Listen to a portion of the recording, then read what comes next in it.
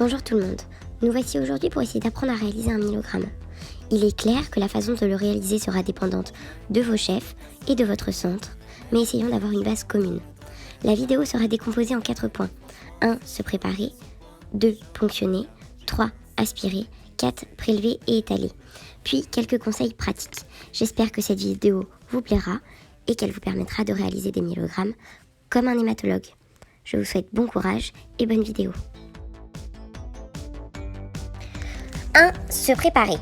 Préparer sur un champ stérile un côté stérile et un côté non stérile. Sur le côté non stérile, un set de compresses pour la première désinfection, de la xylocaïne où simplement l'endroit de ponction sera stérile, vos gants stériles, préparez ensuite ces lames d'étalement et ces lames avec le haricot pour égoutter le sang médulaire le moment venu. Sur le côté stérile, on commence par le haut avec des compresses sèches pour quand ça saignera, des compresses avec antiseptique pour la deuxième désinfection, un petit pansement, un trocar rose et une aiguille orange pour prélever et injecter la xylo, une seringue de 1 à 2 ml à piston pour prélever, 2 seringues de 5 ml pour la xylocaïne et ensuite le trocar à myélo. Petit conseil pour bien choisir son trocar. Si vous choisissez de le faire en iliaque, on se retrouve sur la gauche avec 2 choix possibles pour vous. Un trocar de 30 mm que l'on peut utiliser en épiniliaque postérieur ou en antérieur si patient assez maigre, ou un trocar de 50 mm de longueur chez les patients plus corpulents. Pour les myélogrammes réalisés en sternal, c'est forcément un trocar de 20 mm, mais pour plus de confort, vous pouvez utiliser un trocar dit pédiatrique de diamètre 1,2 mm. Il fera moins mal aux patients, le myélo sera moins à risque d'être dilué et vous prendrez également moins de risques pour la ponction. Cependant, le diamètre est potentiellement trop petit si une maladie est trop blastique, donc beaucoup plus collante. Pensez à adapter ce choix également en fonction du patient. Une ponction en iliaque antérieure sera préférable chez un patient en réanimation car plus simple. A contrario, une ponction en sternal sera évitée sur des patients suspects de myélome ou sous corticoïdes ou très dénutris si vous n'en faites pas régulièrement. 2. Ponctionner. Premièrement, réaliser une double désinfection. Le myélo est un geste semi-stérile, mais autant prendre le maximum de précautions. Pour vous repérer, placez votre index et votre annulaire de part et d'autre du sternum dans le premier espace intercostal. Pour plus de facilité, repérez la clavicule et vous placez dans l'espace juste en dessous, puis placez votre majeur dans le creux de la fourchette sternale. C'est le signe du trident.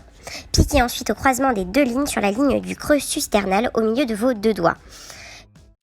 Piquez une première fois pour anesthésier. Allez jusqu'à l'os, sur l'os. Tapotez en étoile en injectant de la xylocaïne au contact du périoste. C'est la ponction du périoste qui est douloureuse. Il est donc important de bien l'anesthésier. Laissez agir 1 à 2 minutes, puis c'est le moment de la ponction avec le trocar. Préférez visser plutôt qu'appuyer directement. Vous rentrerez plus facilement tout en vous évitant de mauvaises surprises sur un os pathologique potentiellement trop mou. Niveau sensation, vous rencontrerez tout d'abord un os dur. Traversez-le doucement, puis l'os devient plus mou pour ensuite sentir une dépression. Vous êtes alors dans l'os spongieux, l'endroit parfait pour aspirer. 3. Aspirer. Vous êtes donc au bon endroit pour aspirer. Prenez votre seringue, de préférence à piston, pour une meilleure maîtrise de votre aspiration, puis tirez délicatement pour prélever une simple goutte de moelle. 4. Étaler.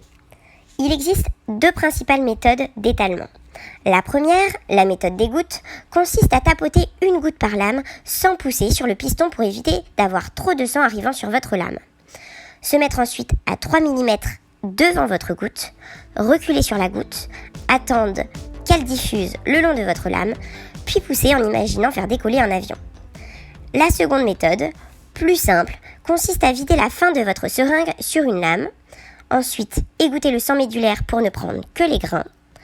Avec les grains récupérés, prendre une autre lame, se placer environ à 30 degrés au-dessus de la lame, la lâcher sur l'autre lame pour que les 2 lames soient l'une contre l'autre.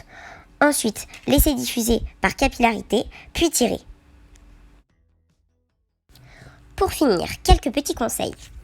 Prélevez 2 à 3 ml par tube. Si difficulté, au moins 1 ml par tube suffira. Surtout, pensez à demander à l'hématologue combien et quel tube faire. Pensez également à ne pas laisser le trocar à l'air libre pour ne pas que la moelle coagule dans le trocar. Pensez à bien secouer les tubes lentement après les avoir remplis de manière à éviter la coagulation intratube. De plus, pensez à bien écrire l'histoire clinique car l'EFS n'a pas le logiciel de description de l'état clinique du patient. Ensuite, bien mettre le nom et prénom sur chaque lame, c'est médico-légal.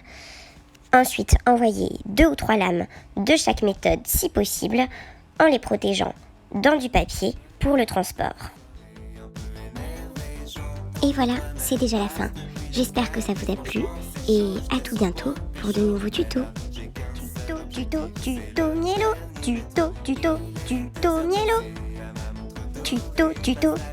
mielo. Tuto mielo, tuto mielo.